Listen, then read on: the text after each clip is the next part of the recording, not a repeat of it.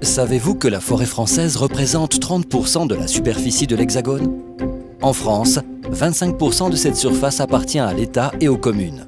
La gestion de ces forêts publiques a été confiée à l'ONF avec l'objectif de concilier 3 missions centrales. Produire du bois pour répondre aux besoins de la société, préserver l'environnement et accueillir le public.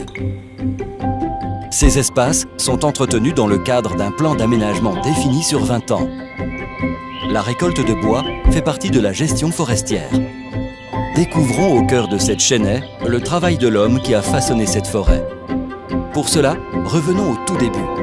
Tout commence avec une multitude de semis de chênes qui vont avoir un grand besoin d'attention pour leur survie.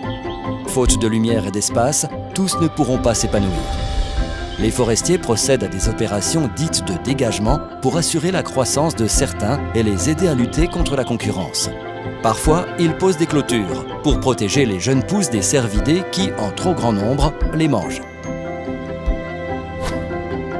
Les semis ont grandi. Certains arbres sont marqués, signifiant qu'ils seront coupés pour laisser la place aux plus beaux spécimens sélectionnés par les forestiers. Ces derniers seront accompagnés d'autres essences qui ombrageront ainsi leurs troncs et favoriseront la biodiversité. Des tracés, appelés cloisonnements d'exploitation, sont aussi réalisés pour faciliter les travaux forestiers, protéger les sols et la biodiversité lors des opérations de récolte. Les arbres coupés connaissent une seconde vie pour fournir des produits utiles au quotidien des hommes.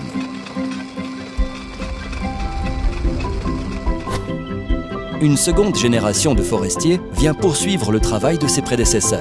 De nouvelles coupes sont réalisées, toujours dans le respect de la biodiversité.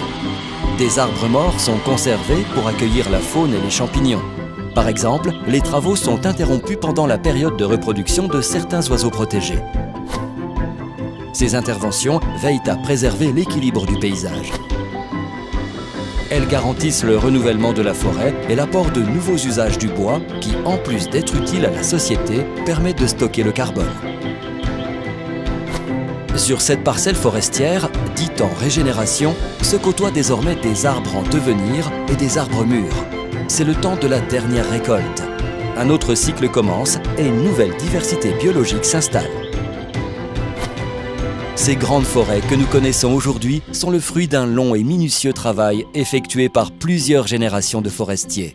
Gérer une forêt, c'est intervenir tout au long de la vie des arbres pour répondre aux besoins de la société tout en assurant le renouvellement de ces espaces.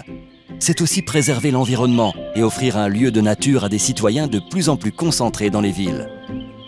Des enjeux économiques, écologiques et sociaux au cœur des missions de l'ONF.